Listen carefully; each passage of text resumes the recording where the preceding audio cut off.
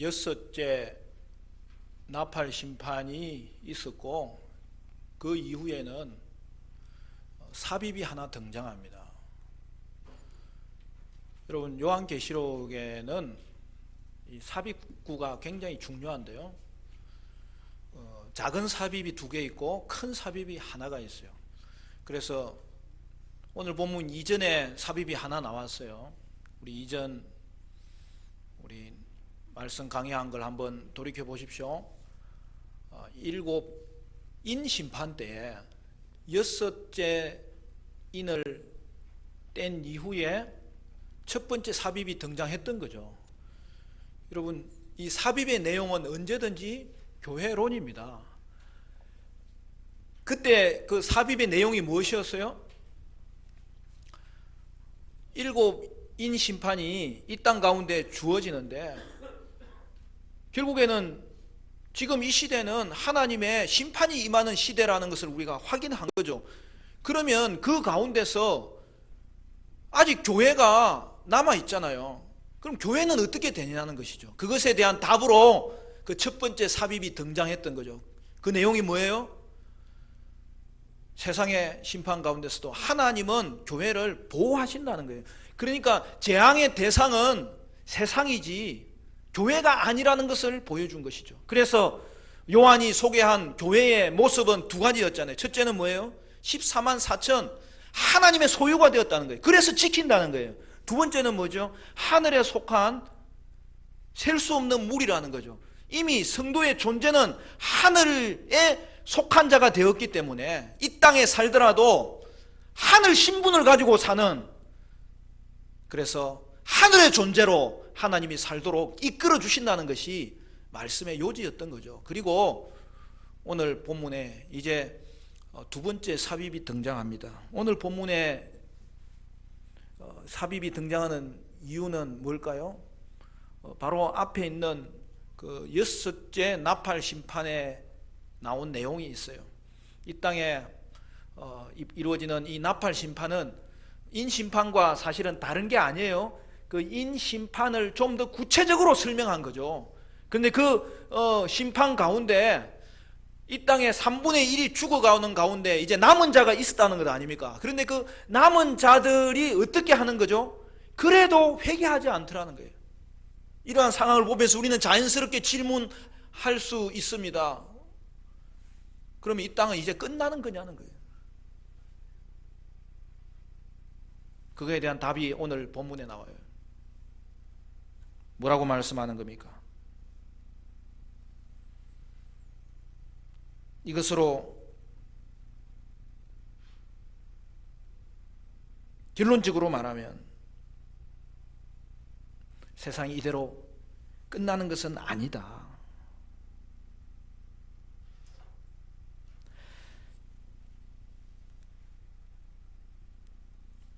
이 세상은 이대로 끝나지는 않는다. 그 이야기를 하는 거죠. 왜 그렇습니까?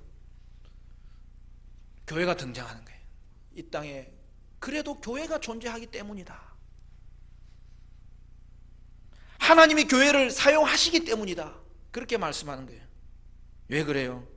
교회를 통해서 복음이 전파되기 때문입니다. 그래서 여러분, 우리는 이 한마디에 대해서는 분명한 확신을 가져야 돼요. 여러분, 교회가 세상의 소망입니다. 물론 교회도 약하고 넘어지고 실패할 때도 있습니다. 그럼에도 불구하고 하나님은 이 땅 가운데 교회를 세우셨고 그 교회를 자신의 힘으로가 아니라 하나님의 이름으로 이미 거룩하게 만드셨고 그 교회를 통해서 일을 하신다는 거예요. 그러므로 오늘 저와 여러분이 예배하러 교회로 모였을 때에 여러분은 소망을 가지고 이 자리에 모이셔야 되고, 약함 중에 강함 되시는 주님을 이제는 알기 때문에 여러분 오늘도 소망을 가지고 하나님을 예배하셔야 되고, 교회가 소망인 것을 여러분 다시 한 번 더 기대하심으로 예배해야 되겠는데, 그 은혜가 저와 여러분 가운데 임하시기를 간절히 축원합니다. 오늘 본문에 보면 먼저 힘센 다른 천사가 등장합니다. 이 천사의 특징을 묘사해요. 구름을 입고 하늘에서 내려옵니다. 여러분, 구름 옷 입어보셨어요? 그 산울림은 구름 모자를 썼다 그랬는데 오늘 성경의 천사는 구름 옷을 입었어요. 그리고 머리 위에는 무지개가 있고 얼굴은 해같이 빛나고 그 발은 불기둥으로 바다와 땅을 밟고 있어요. 그 규모가 엄청나다는 것이죠. 여러분, 이러한 모습은 여러분 어디에서 본 것입니까? 계시록을 열자마자 봤잖아요. 그리스도의 그 빛나는 승리하신 그리스도의 모습이 바로 이 모습이었어요. 또 언제 봤어요? 이제 두 번째 환상이 열리는 그 4장에서 하늘 성전을 보여주었을 때에 그 창조주 하나님의 모습을 묘사할 때 이와 같은 모습이 등장했잖아요. 그러므로 이 천사는 누구라는 거예요? 하나님과 예수님을 닮은 모습으로 특별히 하나님과 예수님의 일을 수행하는 천사라는 것이죠. 그리고 오늘 본문이 주목하는 것은 그의 손에 뭔가가 들려 있다는 거예요. 여러분, 2절 말씀 우리 같이 읽어볼까요? 2절 다 같이 시작. 그 손에는 펴놓인 작은 두루마리를 들고 그 오른발은 바다를 밟고 왼발은 땅을 밟고 그 손에 뭐가 있다는 거예요? 펼쳐진 작은 두루마리가 그 손에 놓여져 있었다는 사실이죠. 여러분, 이 두루마리는 하늘 성전을 보았을 때 그 4장이 지나고 5장에 이미 등장했던 것 아닙니까? 거기서도 힘센 다른 천사가 나타났어요. 그가 요한에게 뭐라고 이야기했어요? 이 책을 열 자가, 이 책을 열기에 합당한 자가 누구냐? 그렇게 외쳤던 것 아닙니까? 이에 요한이 사방을 둘러보면서 이 책을 열 자가 누구인지를 관찰했는데 그 결과가 어떻게 된 거예요? 아무도 이 책을 열 자가 없음을 알고 그가 울었던 것입니다. 이 책은 반드시 열려야 되는데 봉해져 있어서 요한은 한없이 울었던 것입니다. 그때에 24장로 중에 한 사람이 나타나서 요한에게 울지 말라고 하면서 하신 말씀이 뭐예요? 유다 지파의 사자가 이겼다는 거예요. 그가 이 두루마리를 떼기에 합당하다고 선언한 거예요. 그러면서 하늘 성전에서 나타난 분이 누구예요? 어린 양 예수님이 등장하는 거예요. 어린 양 예수님이 하나님에게서 그 인봉되어 있는 책을 받으시는 거예요. 그리고 이제는 인봉을 떼기 시작하는 거예요. 그리고 배경은 어디로 변합니까? 하늘 성전의 환상이 이제는 땅에서 어떻게 이루어지는지가 6장부터 나타나잖아요. 그래서 6장 7장이 뭐예요? 7인 심판인 거죠. 그 인봉을 떼는 거죠. 그리고 모두 다 떼어졌어요. 그리고 나팔 심판이 임했어요. 그것은 인 심판을 더 구체적으로 설명하는 내용이라 그랬어요. 그리고 그 와중에 이제 이 삽입이 등장하는데 오늘 이 본문에서는 이는 어떻게 됐어요? 다 떼어지고 이제는 그 책은 어떻게 됐어요? 열려있는 모습으로 천사의 손에 들려져 있었다는 것을 성경은 분명하게 보여주고 있는 것이죠. 이 말은 무슨 말입니까?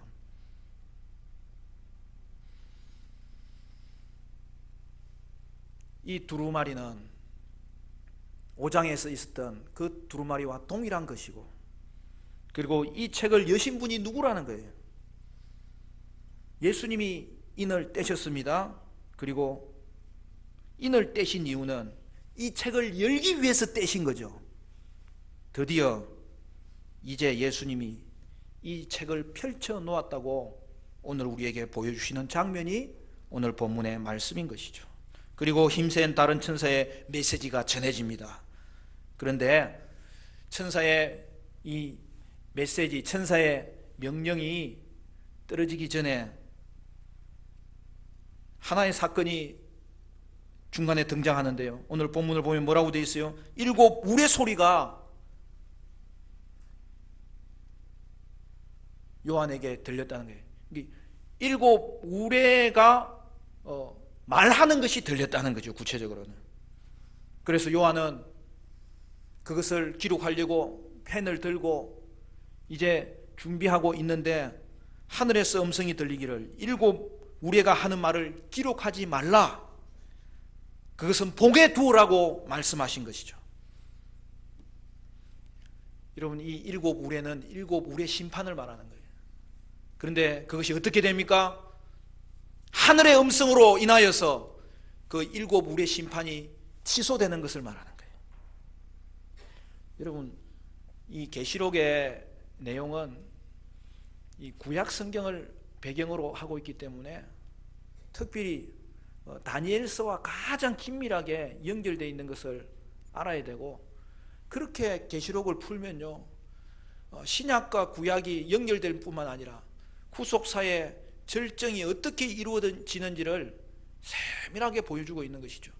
여러분, 그 중에서도 여러분, 이 계시록에는 세 개의 심판 시리즈가 나왔잖아요. 이 세 개의 심판 시리즈의 배경이 뭐라고 이야기했어요?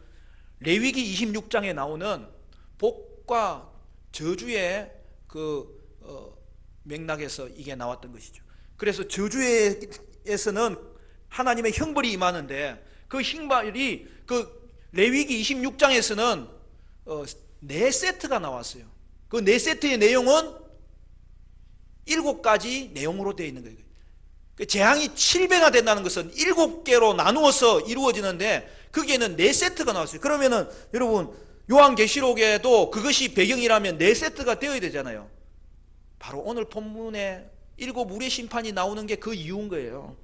그동안에 세 개의 심판 시리즈가 그 배경이 레위기 26장이었는데 세 개의 심판 시리즈만 계시록에 기록되었잖아요. 그런데 그 이유가 오늘 본문에 등장되는 거예요. 왜 그래요? 하나님은 7 우레 심판은 취소하시는 거예요.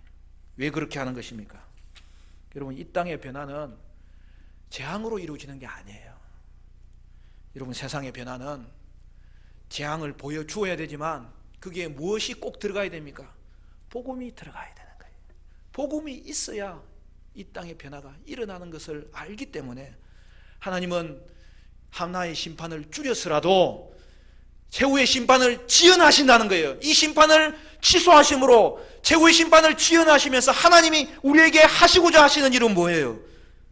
그것은 복음을 교회를 통하여서 전하게 하시려는 것이죠.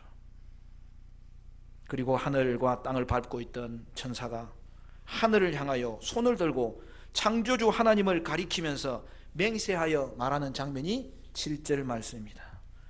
우리 7절 말씀 보면 우리 같이 한번 읽어볼까요? 7절도 다 같이 시작. 7째 천사가 소리내는 날 그의 나팔을 불려고 할 때에 하나님이 그의 종 선지자들에게 전하신 복음과 같이 하나님의 그 비밀이 이루어지리라 하더라. 여러분, 이 말씀은 정확하게 다니엘서 12장 말씀을 배경으로 하고 있는 거예요. 여러분, 오늘은 우리 그 말씀 한번 찾아볼까요? 여러분, 책갈피 해놓으시고 다니엘서 12장으로 가봅시다. 구약성경 다니엘서 12장, 다니엘서의 마지막 장이죠. 12장 결론 부분에 가면 구약성경 1256쪽입니다. 거기에 5절부터 12장 5절부터 제가 읽겠습니다. 나 다니엘이 본적 다른 두 사람이 있어 하나는 강 이쪽 언덕에 섰고 하나는 강 저쪽 언덕에 섰더니 그 중에 하나가 세마포 옷을 입은 자 곧 강물 위쪽에 있는 자에게 이르되 이 놀라운 일의 끝이 어느 때까지냐 하더라. 내가 들은즉 그 세마포 옷을 입고 강물 위쪽에 있는 자가 자기의 좌우 손을 들어 하늘을 향하여 영원히 살아계신 이를 가리켜 맹세하여 이르되 반드시 한때 두때 반때를 지나서 성도의 권세가 다 깨어지기까지이니이다. 그렇게 되면 이 모든 일이 다 끝나리라 하더라. 내가 듣고도 깨닫지 못한지라. 내가 이르되 내 주여 이 모든 일의 결국이 어떠하겠나이까 하니 그가 이르되 다니엘아 갈지어다. 이 말은 마지막 때까지 간수하고 봉함할 것임이니라. 여러분, 여기 특별히 7절에 뭐라고 되어 있죠? 천사가 하늘을 향하여 살아계신 영원히 살아계신 이에게 맹세하여 말했다. 정확하게 오늘 본문 7절에 나오는 내용이에요. 그리고 그 결과가 뭡니까? 한때, 두때, 반때를 지나서. 여러분, 이것은 요한계시록에 등장하는 동일한 표현입니다. 3년 반 1260일입니까? 그리고 42달. 그래서 성도의 권세가 다 깨지기까지니 그렇게 되면 이 모든 일이 다 끝나리라 하더라. 여러분 다시 7절로 돌아와 보세요. 7절로 돌아오면은 일곱째 천사가 소리내는 날, 그 위에는 이미 나왔죠? 뭐라고 되어 있어요? 천사가 5절에는 하늘을 향하여 손을 들고 6절에는 세세토록 살아계신 이 동일한 표현이죠. 그리고 이제 그 내용이 뭡니까? 일곱째 천사가 소리내는 날 그의 나팔을 불려고 할 때에 하나님이 그의 종 선지자들에게 전하신 복음과 같이 하나님의 그 비밀이 이루어지리라. 다니엘은 반드시 이 모든 일이 다 끝나리라 했는데 표현이 요한에게는 어떻게 되어 있어요? 선지자에게 전하신 복음과 같이 하나님의 그 비밀이 이루어지리라. 여러분 여기 이루어졌다는 말은 완성을 의미합니다. 그러니까 이 비밀이 뭐예요? 그 비밀은 한마디로 말해서 구약이 내다보았던 하나님 나라가 도래한 것을 말하는 거예요. 그리고 이것이 어떻게 됐다고요? 이 비밀이 이루어지리라. 완성되었다는 의미예요. 결국 하나님의 나라의 도래는 재림을 통하여 완성된다는 것을 보여주는 것입니다. 여러분 그런데 그때는 언제예요? 7절에 말하잖아요. 일곱째 천사가 나팔을 불 때라는 거예요. 여러분 이제까지 우리가 첫째부터 여섯째 나팔 재앙을 살펴봤잖아요. 그리고 일곱째 심판을 남겨두었는데 여러분 일곱째 심판은 언제예요? 예수님이 재림하실 때 마지막에 이루어질 심판이에요. 그러면 첫째부터 여섯째 심판은 뭐예요? 지금 이루어지는 심판이에요. 그러니까 이 말은 무슨 말이냐 하면은 지금도 하나님의 나라가 임했다는 거예요. 그리고 마지막 심판 때에는 완성된다는 것을 오늘 7절 말씀이 우리에게 보여주는 것이죠. 여러분 구약은 이 하나님의 비밀을 살펴볼 때에 그냥 단순한 종말이었어요. 그러나 이게 신약시대에 이루어질 때는 어떻게 펼쳐졌어요? 예수님의 초림으로 이 종말이 시작되는 것을 보여주었고 예수님의 재림으로 이 예수님의 종말이 완성되는 것을 보여준 것이죠. 그러므로 하나님의 비밀이 이루어지는 것은 뭐예요? 예수님의 오심으로 이미 시작되었다는 것이죠.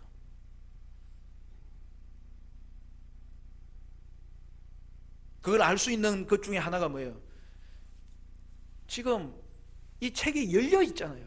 이미 이 땅에 하나님의 나라가 임했다는 것을 보여주는 거예요. 그리고 지금 임한 이 하나님의 나라는 반드시 완성되리라는 것을 오늘 천사의 선언을 통해서 보여주는 것이죠. 근데 오늘 본문에는 보면 이 비밀이 이제 하나만 남았다는 거예요. 뭐예요? 이 비밀이 이루어지리라. 오늘 7절에 그렇게 이야기했죠. 근데 여러분 이게 성경 원문을 보면 저번에도 제가 한번 스타벅스에서 제가 말씀을 준비하고 있는데 어떤 사람이 오더니 아이고 계시록을 연구하시네요 그러면서 오는 거예요. 그러더니 자기하고 이야기를 좀 하자는 거예요. 그래서 제가 좋다고 내가 다른 날은 시간이 없지만 오늘은 시간 많다고 앉아보라고 내가 그러면서 한다는 말이 뭐 갑자기 마태복음을 막 꺼내더니 종말에 이런 일이 이루어질 것인데 그걸 준비해야 되지 않겠냐고. 그래서 제가 자세히 보니까 그게 종말에 이루어질 이야기지만 종말 가운데서도 하나님의 초림을 통해서 이루어진 본문을 가지고 막 나한테 이야기를 하더라고요. 그러니까 하나님의 나라는 초림으로 말미암아 이루어질 일이 있고 마지막은 재림을 통하여 이루어지는 거예요. 그래서 아니라는 거예요. 자기가 자꾸 그렇게 돼 있는데 왜 자기한테 그렇게 설명하냐. 그래서 제가 그때 헬라어 성경을 가지고 있었거든요. 원문을 보자고. 제가 원문을 딱 끄집어내니까 왜 원문을 보냐고. 한글 성경을 봐야지. 그래서 내가 한글 성경도 번역된 건데 원문을 봐야 정확하게 알지 않겠냐고. 그러면 이게 또 영어도 써 있는 것도 있으니까 내가 지금 다 해석해 줄 테니까 한번 보라고 했더니 나중에는 어떻게 하냐면 왜 자꾸 성경을 보냐고. 이분들은 성경을 원래 좋아하지 않습니다. 그리고 특히 하나님의 이 기록된 원문을 신뢰하지 않아요. 왜? 자기 주장이 옳고 성경 이야기를 하려고 하는 게 아니기 때문에. 근데 오늘 여러분 이 7절은 원문을 보면은 이 비밀이 이루어지리라가 이게 과거형으로 돼서 이루어졌다고 돼 있어요.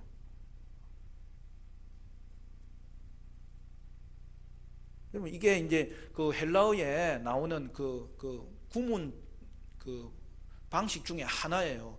미래에 이루어질 일이지만 그 미래에 이루어질 일이 너무나 확실할 때는 그걸 지금 이루어졌다고 표현하는 구절이 많아요. 특별히 신약 성경에 그런 내용이 많아요. 근데 그게 누구의 사고방식이냐면 히브리인의 사고방식이에요. 구약에서는 종말을 바라볼 때에 이미 그게 다 뭉텅거려서 이 땅에 나타날 걸로 봤는데 신약에서는 그것이 예수님의 재림을 통하여 이미 임하였고 그리고 그것이 마지막에 완성된다는 것으로 오늘 우리 가운데 하나님의 나라가 이미 이 땅에 임하여져 있다는 거죠. 그걸 보여주는 것이 이게 과거로 지금 표현하는 거예요.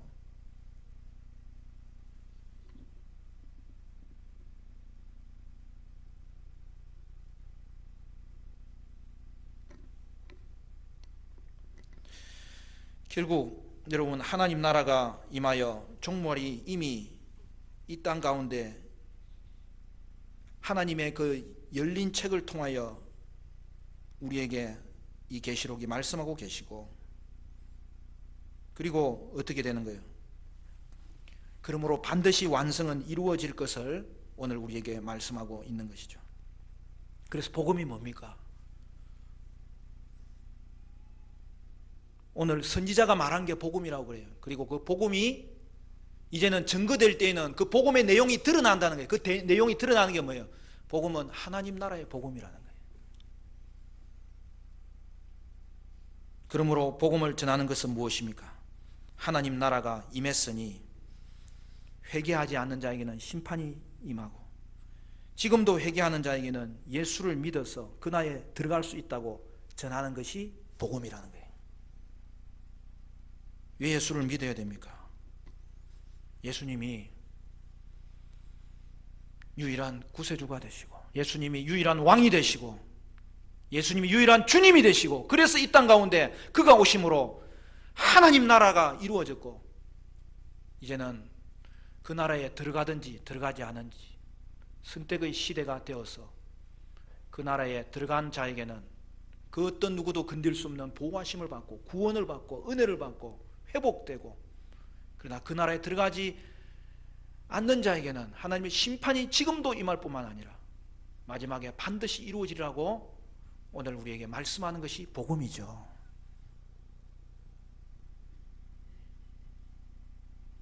(10절부터는) 이렇게 이야기합니다. 내가 천사의 손에서 작은 두루마리를 갖다 먹어버리니 내 입에는 꿀같이 달아 먹은 후에 내 배에서 썩게 되더라.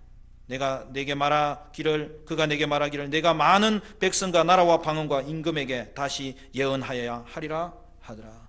여러분 그 천사가 메시지를 전한 이후에 요한에게 명하는 거예요. 뭐라고 이야기합니까?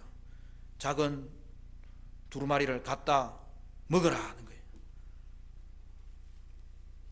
이제는 이 열린 책은 주님의 손에 있지도 않고 천사의 손에도 있지 않고 요한이 받은 거예요. 먹으라는 말은 뭐예요? 머리로만 알지 말고 내 것이 되는 거예요. 그것을 먹음으로 이 말씀이 나의 것이 되고 나와 하나가 되고 내 자신이 되는 거죠. 그리고 그것을 어떻게 하라고요? 전하라고 이야기하는 거죠. 여러분 이것은 에스겔이 받았던 환상과 동일합니다. 에스겔이 선지자로 부름받았을 때에 하나님이 그에게 두루마리 책을 보여주면서 먹으라 그랬어요. 그것을 먹으니 입에는 달았는데 배에서는 너무나 썰어렸다고 이야기합니다. 그 말씀은 무슨 말입니까? 에스겔은 그 두루마리 말씀을 범죄하고 심판당할 이스라엘에게 예언하라고 보냄을 받았던 것이죠. 저는 영어 공부 열심히 하는 사람 중에 막 사전 씹어 먹는 사람이 있더라고. 근데 오늘 성경에는 뭐라고요? 뭘 씹어 먹어야 돼? 말씀을 씹어 먹으라. 실제로 성경을 씹어 먹으라는 말이 아니고, 우리도 모두 에스겔처럼, 요한처럼 하나님의 말씀을 예언하는 사명을 받았다는 사실을 기억하라는 거죠. 어떤 사람은 예언을 오해하기를 미래를 말하는 것이라고 생각하는데, 여러분 그렇지 않습니다. 성경은 예언이라고 말할 때 가장 우선적인 뜻은 뭐냐면 복음을 전파하는 거예요. 그러므로 오늘 저와 여러분이 모두 말씀을 먹는 자, 요한은 우리 성도와 교회가 가진 사명의 본을 보여주는 거예요. 예언하는 자로, 복음을 전하는 자로 부름을 받았다는 사실이죠. 여러분, 죄악된 세상입니다. 그리고 그로 말미암아 재앙이 임하는 세상입니다. 그럼에도 불구하고 끝은 아닙니다. 왜 그렇습니까? 교회가 열린 책을 소유한 거죠. 그리고 교회가 열린 책을 먹음으로 이 땅에 복음을 예언한 자가 되었기 때문입니다. 이것이 소망 없는 세상을 향한 교회의 역할이고 교회의 사명입니다. 그러므로 교회는 열린 책을 소유한 자가 되었고 그 책을 먹고 전한 자가 된 것이죠. 따라서 여러분, 이 땅은 그래도 소망이 있는 것은 예수님이 세상의 소망이기 때문이고, 예수님이 보낸 교회가 세상의 소망이기 때문입니다. 요한은 그 책을 먹었을 때 입에는 꿀과 같이 달았다고 했어요. 그런데 배에서는 너무나 썰어졌다고 했어요. 여러분, 이것이 무슨 말씀입니까? 말씀을 먹으면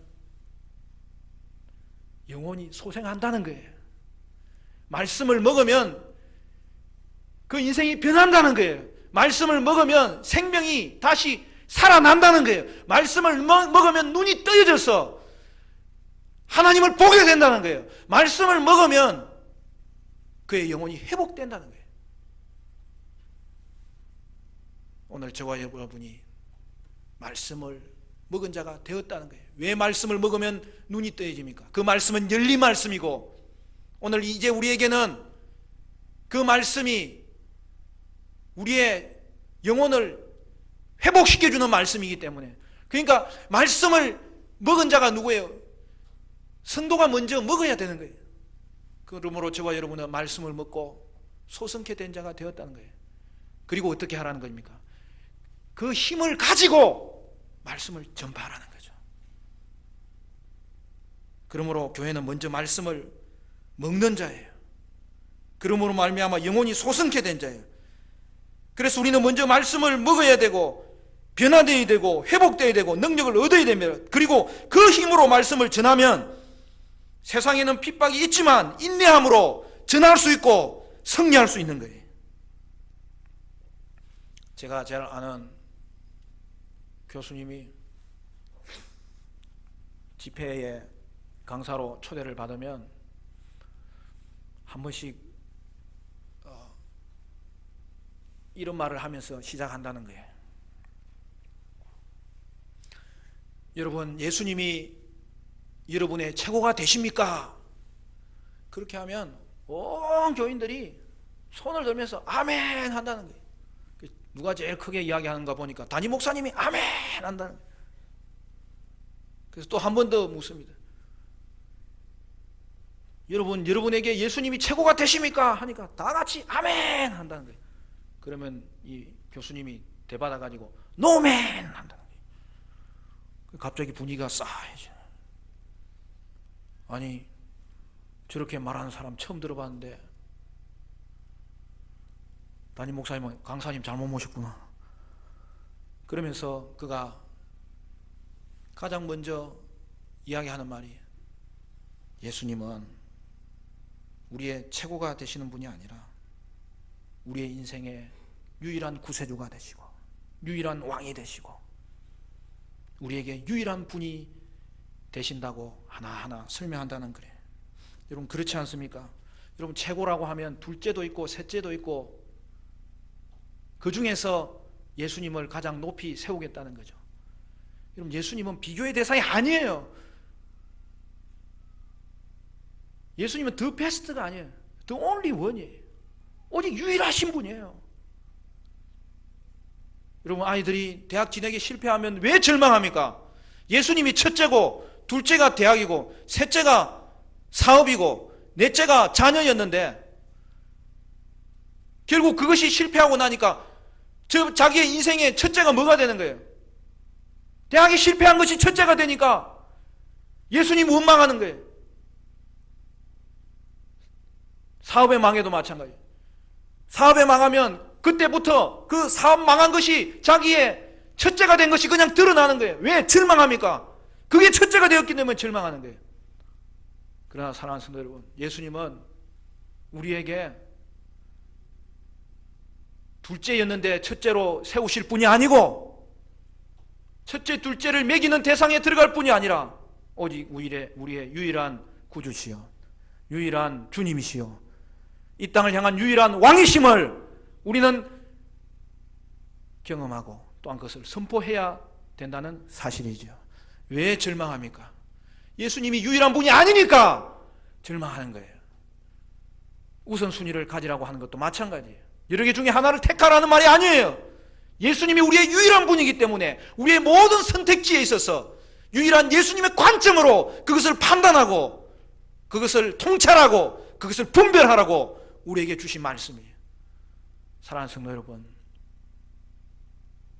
저와 여러분은 오늘 이 땅을 살아갈 때 예수님을 최고로 두시지 마시고 예수님을 나의 유일한 왕으로 두시기를 바랍니다.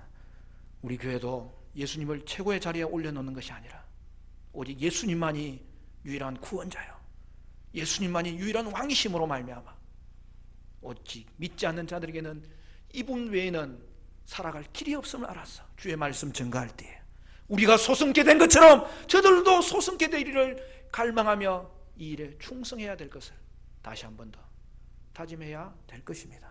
말씀을 맺겠습니다. 사랑하는 성도 여러분, 우리 교회도 예수님을 단지 최고의 자리에 두는 것이 아니라 예수님 오직 우리의 유일한 왕이 되셔서 그분 앞에 통치를 순종하기로 다짐하는 그 은혜가 있게 되시기를 간절히 바랍니다. 사랑하는 성도 여러분, 예수님이 열어주신 이 복음을 먹음으로 먼저 우리가 영원히 소승케 되어야 되겠고 더 나아가서 이 땅 가운데서 핍박 중에도 고난 중에도 어려움 중에도 유일한 구주 예수님의 복음을 전해야 되겠고 생명의 복음, 하나님 나라의 복음, 소망의 복음, 회복의 복음 증가하는 일에 쓰임받는 우리 교회와 우리 모든 심령들 되시기를 주님의 이름으로 축원합니다.